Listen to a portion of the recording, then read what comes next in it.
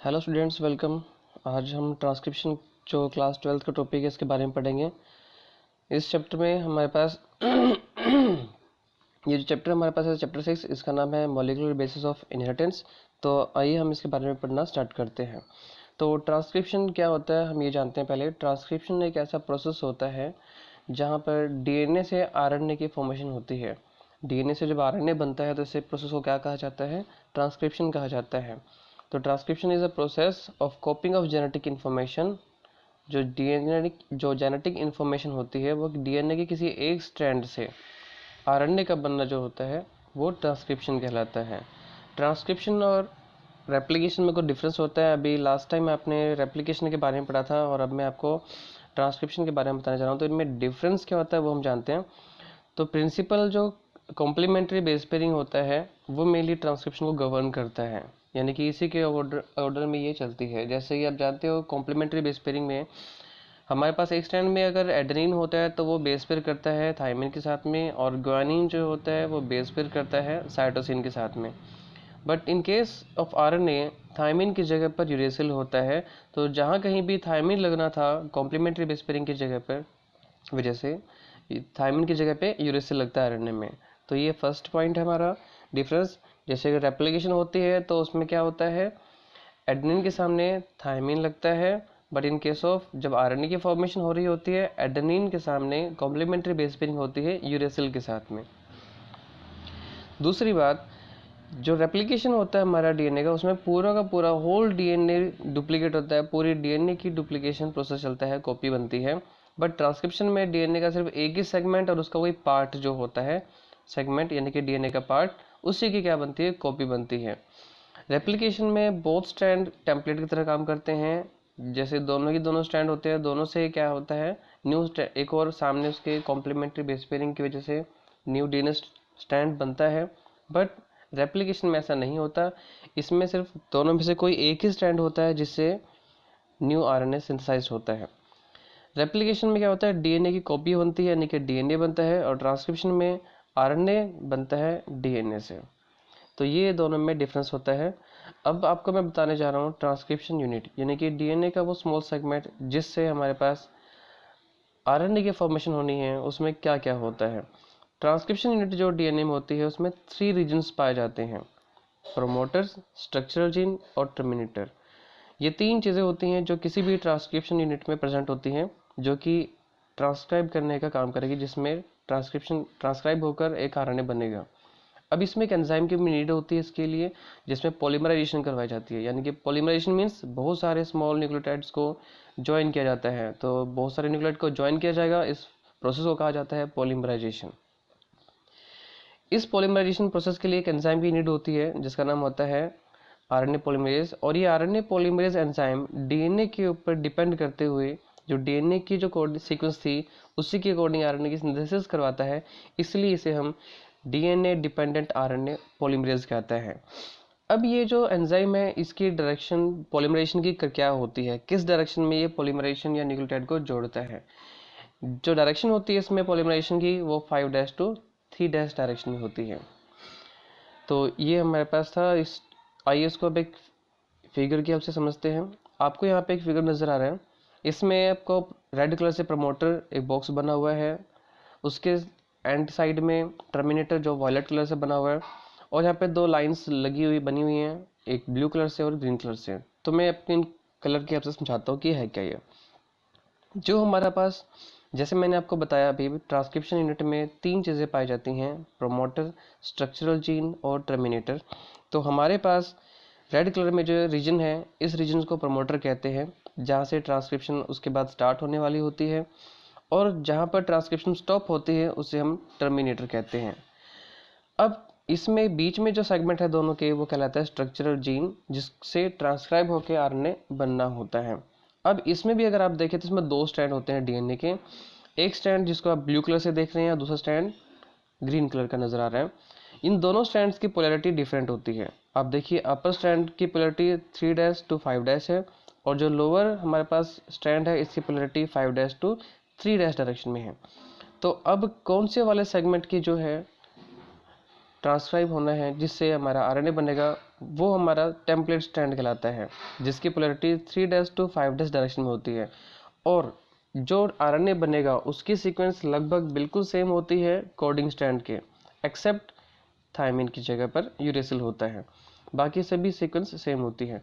तो इसलिए हमारे पास ये कोडिंग स्ट्रैंड कहलाता है, क्योंकि इसकी बिल्कुल कोडिंग जो होती है सेम एग्जैक्ट होती है जो आरएनए की होती है। बट रियलिटी में हमारे पास जो आरएनए की सिंथेसिस होती है वो टेम्पलेट स्ट्रैंड से होती है। अब इन दोनों से नहीं होती सिंथेसिस, सिर्फ एक से होती है, जिससे हमारे पास आरएनए सिंथेसाइज किया जाता है कॉम्प्लीमेंट्री बेस पे, जिसके कंपेयर करके बनाया जाता है, उसे हम टेम्पलेट स्ट्रैंड कहते हैं। और उसके अपोजिट स्ट्रैंड को हम कोडिंग स्ट्रैंड कहते हैं। टेम्पलेट स्ट्रैंड के अगर ध्यान रखें आप, इसके हमेशा लेफ्ट साइड में प्रोमोटर रीजन प्रेजेंट है, जो कि 3' साइड में प्रेजेंट है। तो यानी कि अगर हमें याद रखना हो कि टेम्पलेट स्ट्रैंड किसे कहेंगे, तो टेम्पलेट स्ट्रैंड हम उसे कहेंगे जिसके लेफ्ट साइड में यानी कि प्रोमोटर 3' साइड में प्रेजेंट होता है और 5' साइड में टर्मिनेटर प्रेजेंट होता है, उसे हम टेम्पलेट स्ट्रैंड कहते हैं। ये हमारा डिफरेंस है, इस तरह से हम पता कर सकते हैं। तो अब हम आपको आगे बताते हैं स्ट्रक्चरल जीन के बारे में, जो हमने अभी पढ़ा कि स्ट्रक्चरल जीन क्या होता है। डीएनए स्ट्रैंड जिसकी पोलैरिटी 5' to 3' डायरेक्शन में होती है, मैंने अभी बताया, उसे टेम्पलेट स्ट्रैंड कहते हैं। और जिसकी ट्रांसक्रिप्शन होती है उसके अपोजिट साइड में अपोजिट स्ट्रैंड जो होता है जिसकी पोलैरिटी 5' to 3' डायरेक्शन में होती है, उसे हम कोडिंग स्ट्रैंड कहते हैं। सीक्वेंस जो नाइट्रोजन बेसिस की आरएनए ट्रांसक्राइब होता है टेम्पलेट स्ट्रैंड में, उसकी सेम होती है कोडिंग स्ट्रैंड के, बट वहाँ पर क्या होता है, यूरेसिल आता है थायमिन की जगह पर। और जितने भी रेफरेंस पॉइंट होते हैं ट्रांसक्रिप्शन यूनिट के जहाँ पर हम कोडिंग स्ट्रैंड कहते हैं, वो टेम्पलेट स्ट्रैंड नहीं होता, वो सिर्फ मैचिंग होती है किसकी, हमारे आरएनए स्ट्रैंड की, इसलिए उसे कोडिंग स्ट्रैंड कहते हैं। बट उससे हमारे पास आरएनए नहीं बनता, आरएनए बनता किससे है, टेम्पलेट स्ट्रैंड से। आई होप आपको ये सब समझ आ गया होगा। अब मैं आपको आगे बताने चाह रहा हूँ कि दोनों स्ट्रैंड से डीएनए के दोनों स्ट्रैंड होते हैं उनसे ट्रांसक्रिप्शन क्यों नहीं होती, ऐसा क्या कारण होता है कि दोनों से नहीं होती। अगर आप कोई भी डीएनए स्ट्रैंड बनाते हैं, आप इमेजिन करके बना के रखें, तो दोनों स्ट्रैंड से अगर हमारे पास आरएनए बनेगा तो सीक्वेंस अलग अलग हो जाती है। तो अगर आप खुद देखेंगे तो उसकी पोलैरिटी चेंज हो जाएगी। अगर इसमें आपको स्टिल प्रॉब्लम आती है तो आप मुझे जरूर बताइएगा, मैं आपको नेक्स्ट वीडियो में इसका सॉल्यूशन दे दूंगा। तो दोनों स्ट्रैंड अगर डीएनए के टेम्पलेट की तरह काम करेंगे तो उसमें क्या होता है, दो आरएनए बनेंगे, यानी कि एक ही डीएनए स्ट्रक्चरल जीन से अब दो तरह के आरएनए बनेंगे। और अगर आरएनए 2 टाइप्स के बनेंगे, डिफरेंट टाइप्स के आरएनए होंगे, तो उनसे प्रोटीन्स भी क्या होगी, डिफरेंट तरह की बनेगी। और हमारा जो जीन का जो डेफिनेशन है जिसमें वो कोड करता है सिंगल प्रोटीन के लिए, वो चेंज हो जाएगी। तो हम अगर चाहते हैं कि एक ही जीन से एक ही प्रोटीन बने, तो इसलिए दोनों में से सिर्फ एक ही स्ट्रैंड को क्या होता है, ट्रांसक्राइब करना जरूरी होता है। अगर दोनों करेंगे तो गलत हो जाता है। तो पहली बात कि डीएनए से जो टेम्पलेट स्ट्रैंड होता है वो सिर्फ एक ही होता है, दोनों से ट्रांसक्राइब नहीं होता, क्योंकि अमीनो एसिड सीक्वेंस जो होती है वो डिफरेंट हो जाएगी दोनों आरएनए के लिए। और दो आरएनए अगर मॉलिक्यूल प्रोड्यूस होते हैं तो वो दोनों आपस में कॉम्प्लीमेंट्री बेस पेयरिंग कर जाएंगे। ये दोनों आरएनए क्या कर जाएंगे, आपस में कॉम्प्लीमेंट्री बेस पेयरिंग कर जाएंगे, जिसकी वजह से डबल स्ट्रैंडेड आरएनए बन जाएगा। और डबल स्ट्रैंडेड आरएनए को कभी भी ट्रांसलेट नहीं किया जाता, ट्रांसलेशन यानी कि आरएनए से प्रोटीन बनाने का प्रोसेस। तो अगर हम चाहते हैं कि आरएनए से प्रोटीन बने तो सिर्फ सिंगल स्ट्रैंड रहना चाहिए। अगर ये डबल स्ट्रैंड बन जाता है आरएनए तो उससे प्रोटीन नहीं बन सकती है, तो इसलिए हमारे लिए प्रॉब्लम क्रिएट हो जाती है। और ये हमारे बॉडी के अंदर एक मैकेनिज्म होता है जिसे आरएनए इंटरफेरेंस कहते हैं, जो हम नेक्स्ट यूनिट में पढ़ेंगे, यूनिट नंबर 9 यूनिट में पढ़ेंगे, जो कि बायोटेक्नोलॉजी यूनिट है, कि ये आरएनए इंटरफेरेंस काम कैसे करता है। तो अभी मैंने आपको बताया कि पहली कंडीशन क्या होती है, दोनों स्ट्रैंड से कॉपी क्यों नहीं बनती। पहली कंडीशन, फर्स्ट स्ट्रैंड जो होता है अगर दोनों से बनेगी तो दो तरह की प्रोटीन बनेगी, विच इज़ नॉट पॉसिबल, जो अच्छा नहीं है, क्योंकि दो प्रोटीन बनना हमारा स्ट्रक्चरल जीन की जो डेफिनेशन है उसको खराब कर देता है। दूसरी चीज़, अगर हमारे पास दोनों आरएनए बन जाते हैं तो उनकी कॉम्प्लीमेंट्री बेस पेयरिंग हो जाएगी, जिसकी वजह से वो डबल स्ट्रैंडेड आरएनए बन जाएगा और उसकी ट्रांसलेशन नहीं हो पाएगी। तो इस वजह से दोनों स्ट्रैंड डीएनए की कॉपीज नहीं बनती है, दोनों स्ट्रैंड जो डीएनए उनसे ट्रांसक्राइब नहीं होता है। तो अब मैं आपको बताने जा रहा हूँ कि जो प्रोमोटर और टर्मिनेटर थे वो क्या है। प्रोमोटर और टर्मिनेटर दोनों साइड प्रेजेंट थे स्ट्रक्चरल जीन के। प्रोमोटर किस साइड होता है, अभी मैंने आपको बताया 5' एंड पे प्रेजेंट होता है स्ट्रक्चरल जीन के। और स्ट्रक्चरल जीन की जो बात की जाए, जो मेन जो जीन है हमारे पास उसकी बात कर रहे हैं, और शॉर्ट जो डीएनए सीक्वेंस होती है जो बाइंड करती है आरएनए के साथ में, पॉलीमरेज के साथ में। तो यानी प्रमोटर एक वो रीजन है जहाँ पर फाइंडिंग की जाएगी कि प्रमोटर आगे जुड़ेगा कहाँ पर आके प्रमोटर हमारे पास डीएनए सेगमेंट में पहले जुड़ेगा, प्रमोटर के साथ आके वो जुड़ता है। तो वो सीक्वेंस कैसे होती है, वो सीक्वेंस ऐसे बाइंडिंग साइट होती है जहाँ पर हमारे पास डीएनए का स्ट्रैंड, जहाँ पर आरएनए जुड़ेगा, आरएनए पॉलीमरेज एंजाइम जो कि पॉलीमराइजेशन करवाता है, उस जगह को हम प्रमोटर कहते हैं जो कि प्रमोट करेगा। और जैसे कि मोस्टली क्या होती है, जैसे टी ए की सीक्वेंस हो गई, मान लो थायमिन एडनिन जो सीक्वेंस लगी हुई है, इस तरह की जो सीक्वेंस होती है वो हमारा काम करती है इस चीज़ का। प्रमोटर जो होता है वो डिफाइन करता है टेम्पलेट स्टैंड, कोडिंग स्टैंड को। अगर प्रमोटर नहीं होगा तो इसको आइडेंटिफाई नहीं कर पाएंगे। तो प्रमोटर हमें ये बताने में हेल्प करेगा, आइडेंटिफाई करने में हेल्प करेगा कि टेम्पलेट स्टैंड कौन सा है और कोडिंग स्टैंड कौन सा है, यानी कि किस स्टैंड से आरएनए को डीएनए को ट्रांसक्राइब करके आरएनए बनाना है। अगर पोजीशन हम प्रमोटर की चेंज कर दें टर्मिनेटर के साथ, तो अब ये जो टर्मिनेटर, टेम्पलेट स्टैंड और कोडिंग स्टैंड दोनों ही रिवर्स हो जाएंगे। अगर हमने क्या किया है, प्रोमोटर और टर्मिनेटर को चेंज कर देते हैं पोजीशंस को, तो हमारे पास टेम्पलेट स्टैंड जो है और कोडिंग स्टैंड दोनों रिवर्स हो जाएंगे। टर्मिनेटर के बारे में बात करते हैं। टर्मिनेटर जो होता है 3 प्राइम एंड की तरफ होता है डाउनस्ट्रीम कोडिंग स्ट्रैंड के। देखो यहाँ पर कोडिंग स्ट्रैंड मैंने बताया आपको, और ऊपर भी जो बताया गया था कि 5 प्राइम स्ट्रीम पर होता है वो भी कोडिंग स्ट्रैंड की बात कर रहे हैं। अब कोडिंग स्ट्रैंड में जो 5 प्राइम साइड पे होता है वो हमारे पास प्रमोटर होता है, और टर्मिनेटर के 3 प्राइम एंड की साइड में जो होता है वो डाउनस्ट्रीम जो है वो हमारे पास टर्मिनेटर होता है। टर्मिनेटर क्या करता है, टर्मिनेट कर देता है ट्रांसक्रिप्शन को। टर्मिनेट मीन्स रोक देता है। अब ये यानी कि कहाँ से कहाँ तक डीएनए को ट्रांसक्राइब करना है, प्रमोटर के बाद से स्टार्ट हो जानी है और टर्मिनेटर पर आते ही क्या है वो रोक देनी है। तो ये वो सीक्वेंस है जहाँ पता चलेगा कि अब इसको रोक देना है, आगे ट्रांसक्रिप्शन नहीं करनी है। इसके अलावा डीएनए का जो शॉर्ट सेगमेंट होता है, इसके अंदर कुछ रिकॉग्नाइज करने के लिए भी हमारे पास एक फैक्टर होता है जो टर्मिनेट करने में हेल्प करता है, उसे हम टर्मिनेशन फैक्टर कहते हैं, रो फैक्टर। इसको हम आगे बाद में भी पढ़ेंगे दोबारा। तो अभी मैंने आपको बताया स्ट्रक्चरल जीन क्या होता है, प्रमोटर क्या होता है और टर्मिनेटर क्या होता है। अब हम इसके बाद पढ़ने जा रहे हैं ट्रांसक्रिप्शन यूनिट और जीन, यानी कि जो ट्रांसक्रिप्शन यूनिट है उसमें जीन वर्ड क्या होता है, जीन किसे कहते हैं डीएनए सीक्वेंस के अंदर। हमारे पास जीन क्या होता है, जीन एक फंक्शन यूनिट होती है इनहेरिटेंस की, यानी कि जीन वो सेगमेंट होता है जिससे हमारे पास कोई भी क्या होता है, काम होना है, वर्क होना है, वो उसे मतलब कोई भी बॉडी का जो हमारे पास इनहेरिटेंस होती है, जैसे कि आपकी आइज का कलर क्या है, बॉडी का कलर कैसा है, हेयर स्टाइल कैसा है, ये सभी जो है कौन डिटरमाइन करता है, ये जीन्स डिटरमाइन करते हैं। और जीन्स होते कहाँ पर है, जीन्स डीएनए पर होते हैं। तो डीएनए सीक्वेंस जो होती हैं कोड करती हैं टीआरएनए और आरएनए, यानी कि डीएनए से आरएनए का बनना जो है वो क्या है, जीन। यानी कि कोई भी सीक्वेंस डीएनए की जहाँ से हमारे पास ट्रांसक्रिप्शन होनी है वो जीन कहलाता है। Any segment of DNA which code for transcript, यानी कि जिससे हमारे पास ट्रांसक्राइब होकर आरएनए बनना होता है उसे हम जीन कहते हैं। अब एक और वर्ड यहाँ पे न्यू वर्ड पढ़ेंगे, सिस्ट्रोन। ये सिस्ट्रोन क्या होता है, डीएनए का वो सेगमेंट जो पॉलीपेप्टाइड चेन बनाए, यानी कि ट्रांसक्रिप्शन के बाद ट्रांसलेशन भी हो जाए, वो हमारे पास पॉलीपेप्टाइड कहलाता है। जिस सेगमेंट से पॉलीपेप्टाइड चेन बननी है, यानी कि प्रोटीन बननी है डीएनए के सेगमेंट से, वो सिस्ट्रोन कहलाता है। मोस्टली यूकैरियोट्स में क्या होता है, हमारे पास एक जो सेगमेंट स्ट्रक्चरल जीन होता है वो एक ही तरह की प्रोटीन को कोड करता है, तो इसे कहते हैं मोनोसिस्ट्रोनिक सेगमेंट ऑफ डीएनए। लेकिन जो प्रोकैरियोट्स होता है उसमें एक ही स्ट्रक्चरल जीन जो होता है बहुत सारी पॉलीपेप्टाइड को कोड करता है, इसे हम पॉलीसिस्ट्रोनिक कहते हैं। अब पॉलीसिस्ट्रोनिक क्या आता है हम इसको आगे फर्दर पढ़ेंगे लाइकोपेरोन में, तो अभी इसके टेंशन ना लीजिए। तो सिस्ट्रोन मैं आपको बता दूं वो सेगमेंट है डीएनए का जिससे पॉलीपेप्टाइड चेन बनती है, यानी कि प्रोटीन बनती है। और जीन वो सेगमेंट है डीएनए का जिससे ट्रांसक्रिप्शन होती है। सभी सिस्ट्रोन्स सेगमेंट जो होते हैं वो जीन हो सकते हैं, लेकिन सभी जीन जो होते हैं सिस्ट्रोन होते हैं, क्योंकि जो जीन होते हैं उससे सिर्फ आरएनए बनता है, आरएनए के बाद का प्रोसेस जो होता है प्रोटीन नहीं बननी होती है, लेकिन सिस्ट्रोन से प्रोटीन बननी होती है। जैसे कि डीएनए का सेगमेंट जैसे टीआरएनए या आरआरएनए बनता है।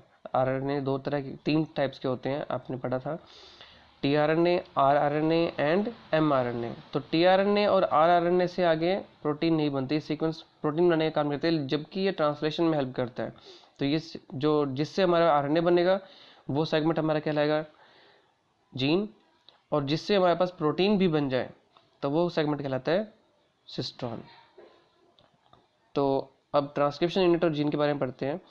यूकैरियोट में कैसा था, मोनोसिस्ट्रोनिक स्ट्रक्चरल जीन होता है जिसके बीच में कुछ स्पेशल तरह की कोडिंग सीक्वेंस प्रेजेंट होती है जिन्हें कहते हैं स्प्लिट जीन्स, और जो सीक्वेंस कोड करती है एक्सप्रेस करेंगी उन्हें एक्सॉन्स, और जो एक्सप्रेस नहीं करती है उन्हें इंट्रॉन्स कहते हैं। यानी कि जो हमारे पास स्ट्रक्चरल जीन यूकैरियोट्स में होता है उसके अंदर कुछ स्मॉल सेगमेंट ऐसे होते हैं जो कि एक्सप्रेस नहीं करने होते हैं जो कि हमारे पास मैच्योर आरएनए में नज़र नहीं आएंगी, उन्हें इंट्रॉन्स कहते हैं। और जो मैच्योर आरएनए में, यानी कि आरएनए जो मॉडिफाइड हो गया, जो अब तैयार है प्रोटीन बनाने के लिए, जो सेगमेंट उसमें मिलेगा वो एक्सोन कहलाता है। तो एक्सोन आर सेट दो sequences that appear in the mature और प्रोसेस्ड आरएनए, यानी कि आरएनए को प्रोसेस किया जाना होता है प्रोटीन बनाने से पहले, यानी कि उसको मैच्योर किया जाता है। उसमें से कुछ सीक्वेंस ऐसी होती है जो निकाली जानी चाहिए होती हैं, तो जिन सीक्वेंस को निकालते हैं निकल जाती हैं वो इंट्रॉन्स कहलाती हैं, जो अपीयर नहीं होती मैच्योर आरएनए में, और जो सीक्वेंस अपीयर होती हैं वो कहलाती हैं एक्सोन। यानी कि इंट्रॉन्स को हमें क्या करना है, रिमूव आउट करना होता है, स्प्लाइस आउट करना होता है, और स्प्लाइस आउट करने के प्रोसेस को स्प्लाइसिंग कहते हैं।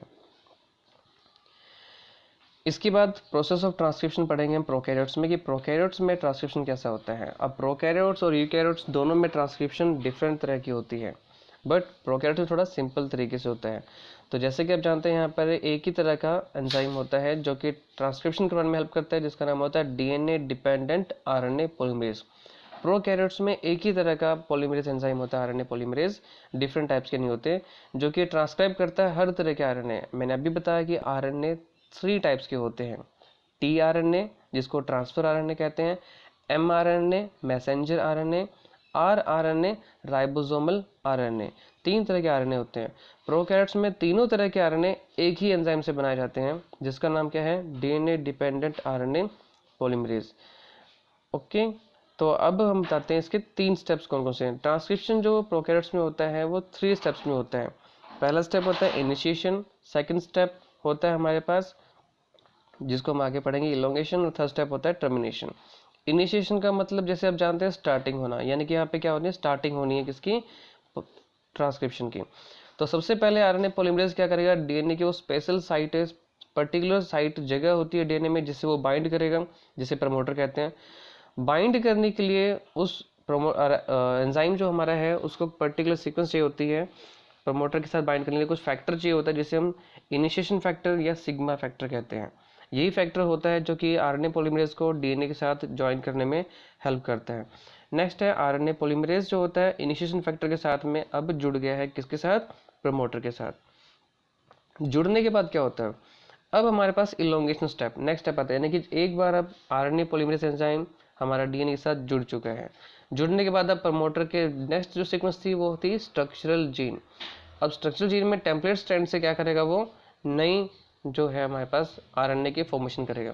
तो आरएनए पॉलीमरेज अनजिप करेगा डीएनए को, डीएनए का डबल हेलिक्स जो होता है वो कॉइल स्ट्रक्चर होता है, हेलिकल स्ट्रक्चर था, उसको क्या करेगा, अनफोल्ड कर देगा, वो उसको ओपन कर देगा, लूप ओपन हो जाएगा और फिर उसके बाद जो राइबोन्यूक्लियोसाइड ट्राइफॉस्फेट है उनको सबस्ट्रेट की तरह यूज़ किया जाएगा और पॉलीमराइजेशन का प्रोसेस स्टार्ट कर देगा।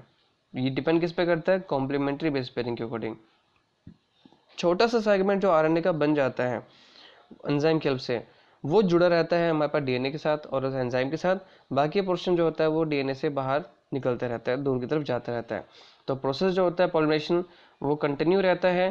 टर्मिनेशन जो जीन होता है, टर्मिनेटर जब सेगमेंट आता है वहाँ तक क्या है, ट्रांसक्रिप्शन प्रोसेस चलता रहता है।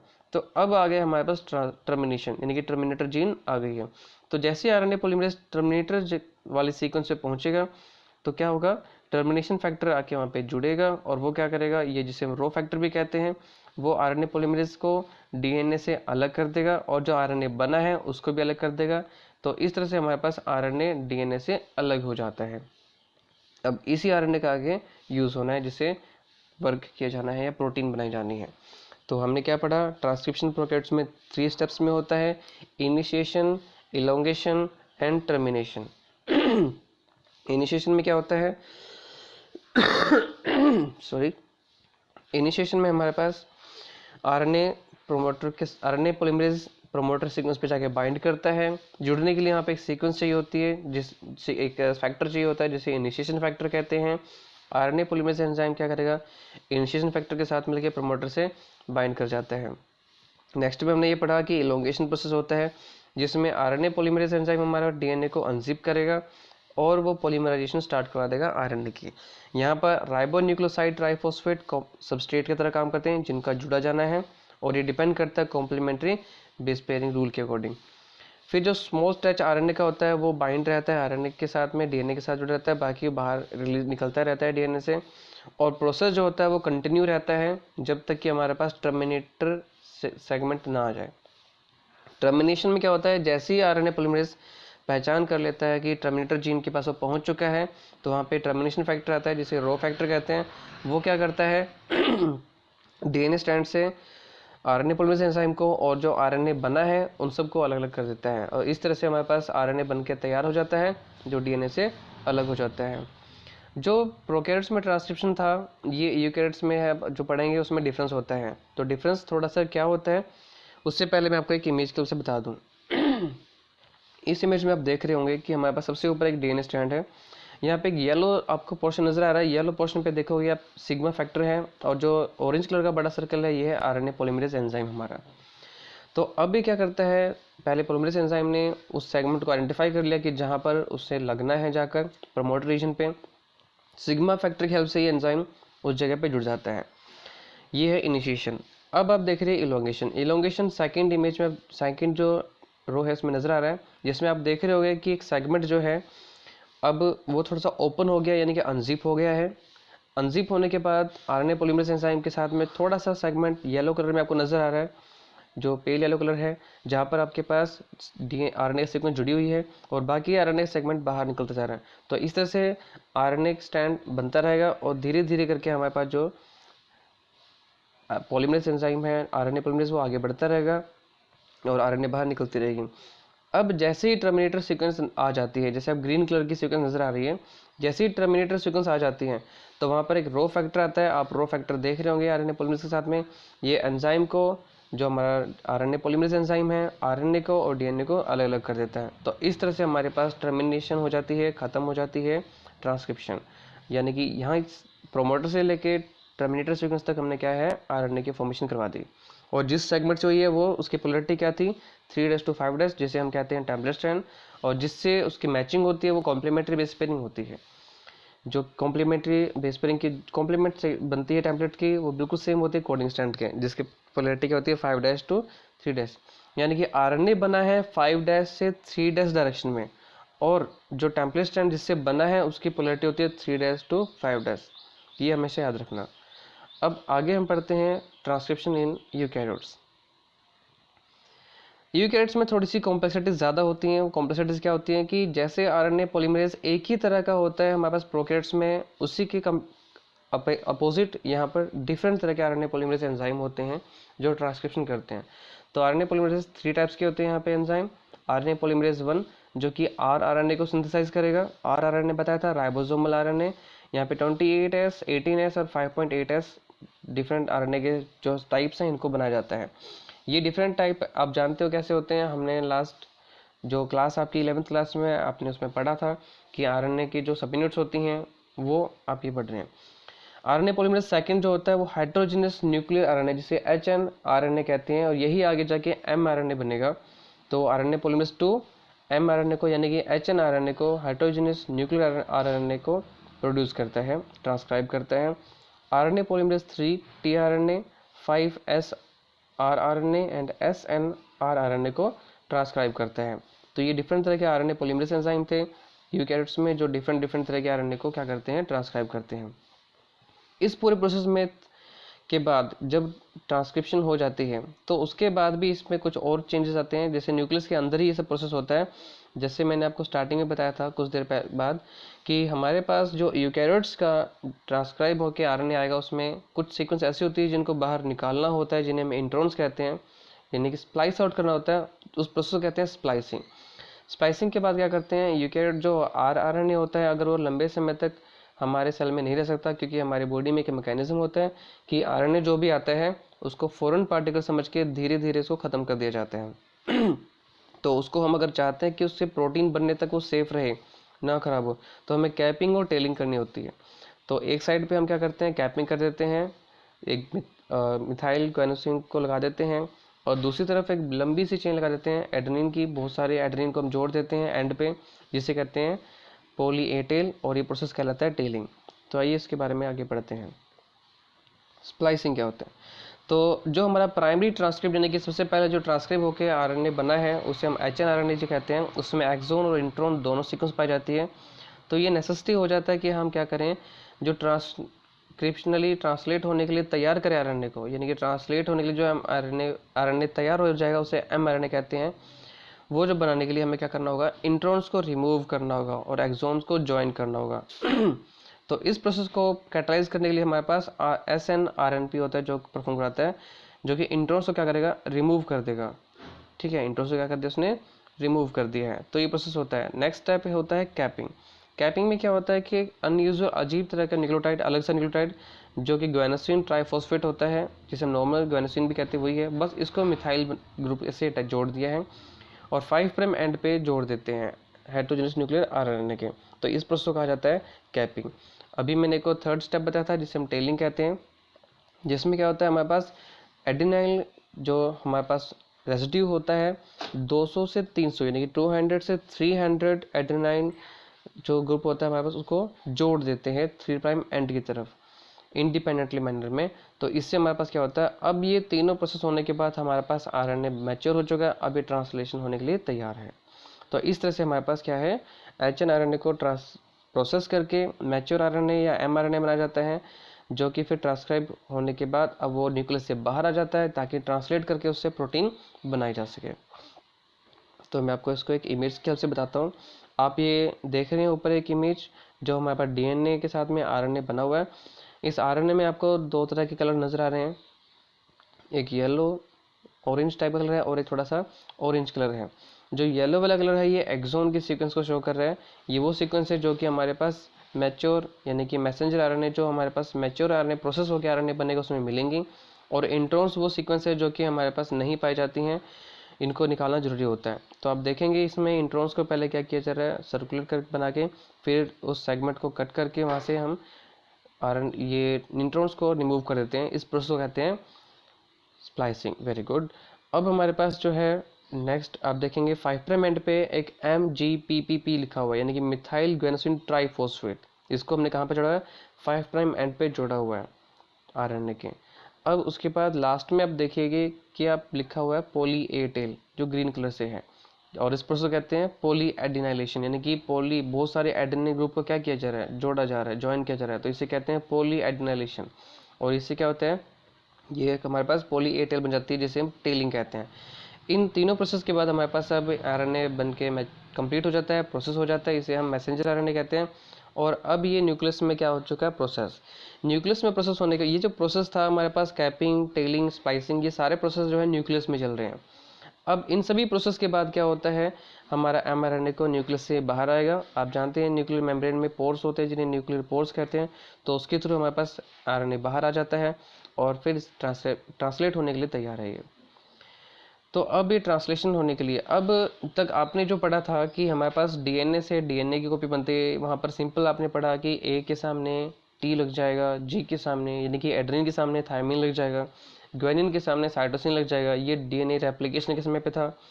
इसी तरीके से आपने पढ़ा ट्रांसक्रिप्शन में भी कुछ ऐसे ही कॉम्प्लीमेंट्री बेस पेयरिंग सीक्वेंस के बेसिस पे सामने वाला स्ट्रैंड सिंथेसाइज किया गया था, जहाँ पे एड्रीन के सामने यूरेसिल थायमिन की प्लेस पे आ जाता है, ग्वानिन के सामने साइटोसिन आ जाता है, थायमिन के सामने जो होता है एडेनिन, और हम पास जो साइटोसिन उसके सामने ग्वानोसिन आ जाता है। तो ये तो कॉम्प्लीमेंट्री बेस पेयरिंग के अकॉर्डिंग हो जाता है। But what about the translation, translation कैसे होता है? तो ट्रांसलेशन होने के लिए यहाँ पे तो अमीनो एसिड होते हैं, और अमीनो एसिड तो कोई भी ऐसी मैचिंग नहीं होती कि कैसे बनना है।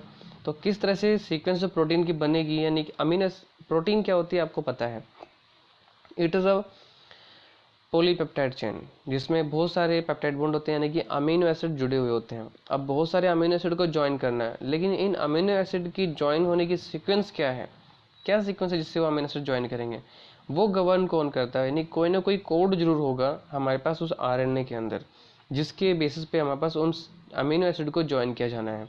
तो यही हमारे पास जेनेटिक कोड है। तो इसके ऊपर डिस्कवरी क्या थी, कैसे पता चला इसके बारे में, अब वो देखते हैं। तो प्रोसेस रेप्लिकेशन और ट्रांसक्रिप्शन वो किस तरह से होता है, कॉम्प्लीमेंट्री बेसिस पे होता है। बट प्रोसेस जो ट्रांसलेशन का होता है वो genetic information polymer of nucleotide, nucleotide के जो पॉलीमर होते हैं उससे चेंज किस में होनी है, अमीनो एसिड में चेंज होती है। तो यहाँ पे कोई भी कॉम्प्लीमेंट्री एग्जिस्ट नहीं करता न्यूक्लियोटाइड और अमीनो एसिड के बीच में। तो कैसे होता है, तो हम मान लें कि अगर न्यूक्लियोटाइड जो होता है चेंज न्यूक्लियोटाइड में होता है किसी भी तरीके का, तो अमीनो एसिड सीक्वेंस भी क्या होती है, चेंज हो जाती है। तो यानी कि there must be a code जिसके द्वारा हमें ये पता चलेगा कि उसके सामने कौन सा वाला क्या है, अमीनो एसिड ज्वाइन होना है। तो कोई जेनेटिक कोड जरूर होगा जो कि डायरेक्ट करेगा कि सीक्वेंस अमीनो एसिड की क्या होनी है प्रोटीन के अंदर ट्रांसलेशन प्रोसेस में। तो जॉर्ज गैमा जो थे उन्होंने प्रपोज किया कि कोड जो होता है हमारे पास कॉम्बिनेशन होता है बेसिस का, यानी कि बेसिस को कंबाइन करके हमारे पास कोई ना कोई कोड बनता है। जैसे कि आप मान लीजिए कि अगर हमारे पास डिफरेंट तरह के एक न्यूक्लियोटाइड है, तो 4 टाइप्स के न्यूक्लियोटाइड है, और हर अगर न्यूक्लियोटाइड एक अमीनो एसिड को कोड करेगा तो टोटल तो 4 ही बन पाएगा अमीनो एसिड।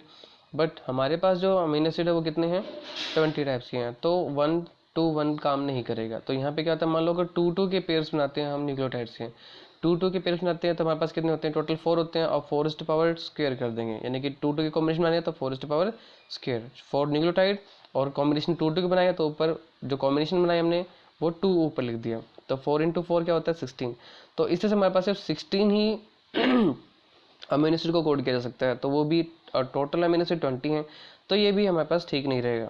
तो अब क्या किया कि न्यूक्लियोटाइड के 3 सेट्स को देखा गया अगर 3 सेट बनाते हैं यानी कि 4:3 करते हैं, तो इस तरह से हमारे पास 64 सीक्वेंसेस बन जाते हैं जो कि हमारे पास अमीनो एसिड को कोड करेंगे। बट अमीनो एसिड हमारे पास कितने हैं, 20।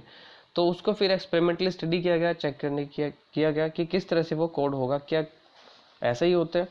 इस पे एक्सपेरिमेंटल वेरिफिकेशन की, तो कैसे वो हेल्प मिली उसके बारे में आपको बताता हूँ।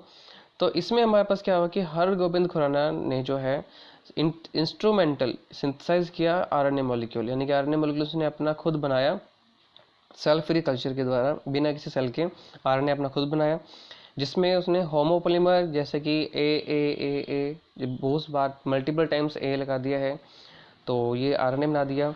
इसी तरह से टी सीक्वेंस में या 2 के पेयर में बनाई, ए टी सॉरी टी तो होता नहीं है तो यू होता है, तो ए यू इस तरह से बहुत सारी चेन बना दी आरएनए मॉलिक्यूल्स की डिफरेंट टाइप्स की।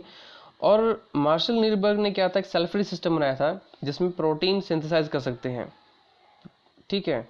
और प्रोटीन को हमने सिंथेसाइज करते हैं बिना सेल के। अब बिना सेल के जो हरगोबिंद खुराना ने, जो हमारे इंडियन साइंटिस्ट थे, इन्होंने क्या किया था, एक ऐसी टेक्निक डेवलप कर ली थी, इंस्ट्रूमेंटल सिंथेसाइज किया जिसमें आरएनए मॉलिक्यूल को बनाया जा सकता है, और उस आरएनए मॉलिक्यूल से बिना सेल के हमें प्रोटीन बनाने का जो हेल्प मिलेगी वो मार्शल नीरबर्ग से मिलेगी।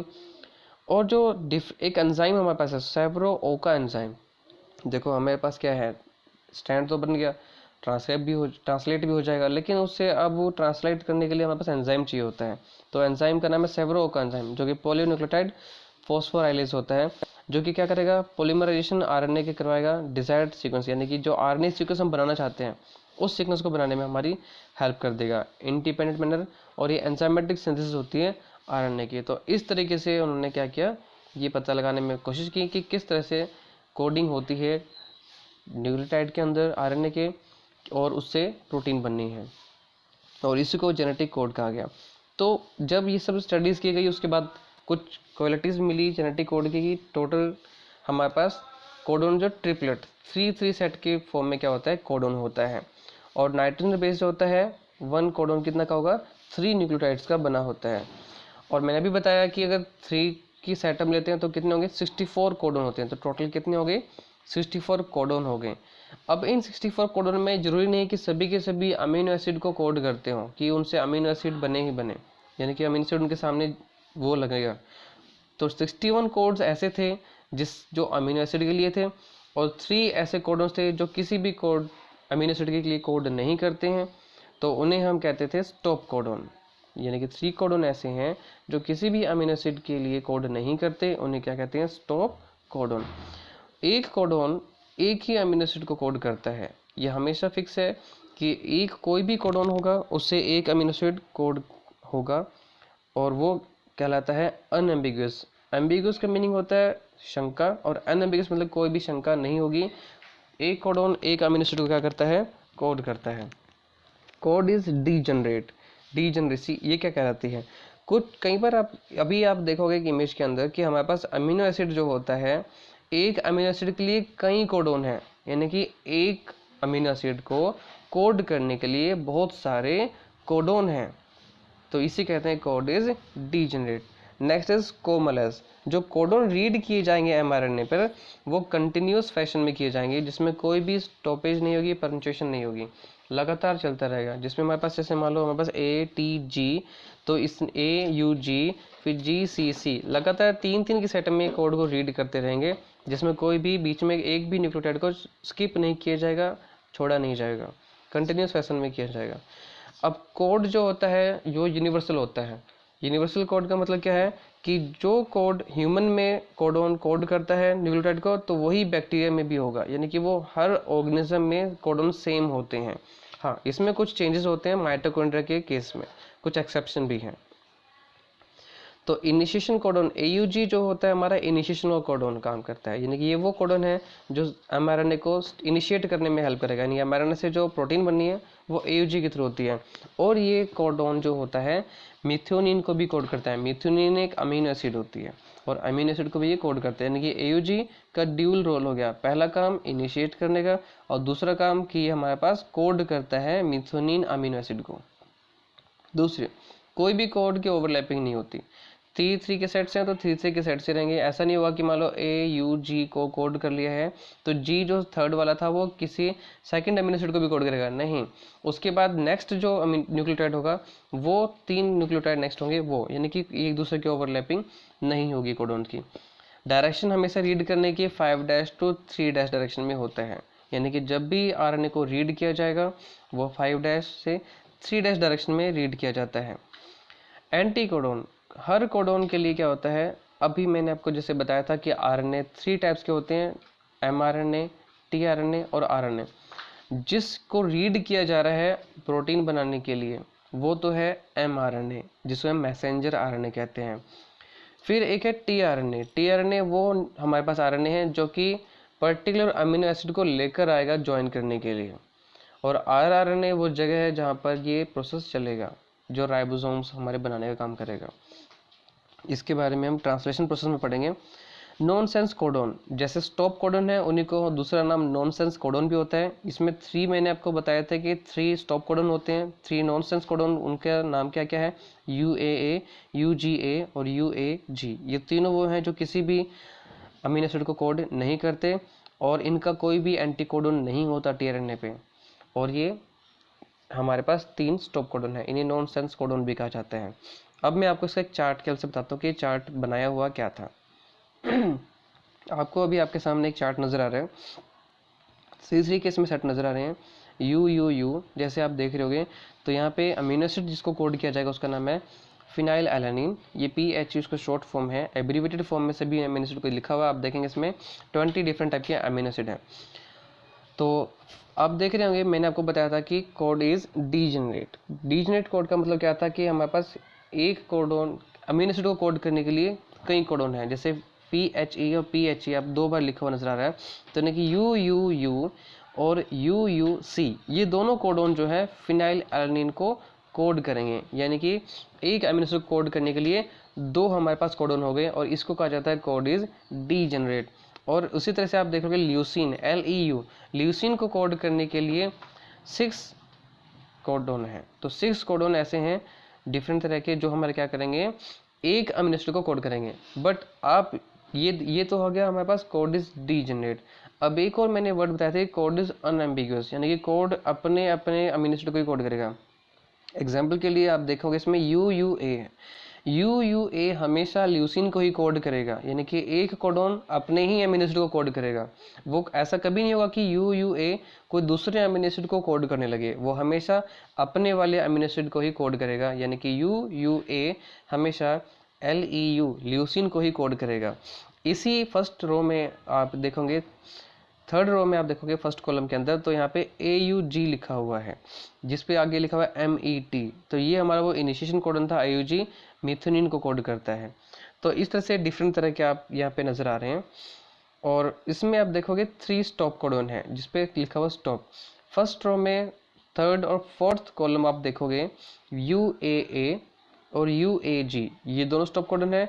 और UAA के सामने नेक्स्ट कॉलम में लिखा हुआ है UGA स्टॉप, यानी कि UAA, UAG और UGA ये तीनों वो कोडन है जो किसी भी अमीनो एसिड कोड नहीं करते, और इन्हें हम स्टॉप कोडन कहते हैं या नॉन सेंस कोडन कहते हैं। नॉन सेंस क्योंकि इन किसी भी अमीनो एसिड को सेंस नहीं करते हैं, सीक्वेंस नहीं होती इनको कोड करने के लिए, तो इसे हम नॉन सेंस कोडन भी कह सकते हैं या स्टॉप कोडन भी कहते हैं। और स्टॉप कोडन हमारे पास टर्मिनेशन में हेल्प करता है, यानी कि ट्रांसलेशन जो प्रोटीन बन रही होती है, तो प्रोटीन को रोकने का काम यहीं से होता है, यहीं पे प्रोटीन बननी रुक जाती है। तो अभी आपने कोडन के बारे में पढ़ा और जेनेटिक कोड के बारे में पढ़ा, आपको अच्छे से समझ आया होगा। तो आप इस वीडियो को जो भी आपने देखा अच्छे से समझ आएगा। तो आई होप आपको समझ आया हो और आपको कोई भी प्रॉब्लम सॉल्यूशन हो गया होगा, जो भी प्रॉब्लम्स थी आपकी। Thanks for watching the video.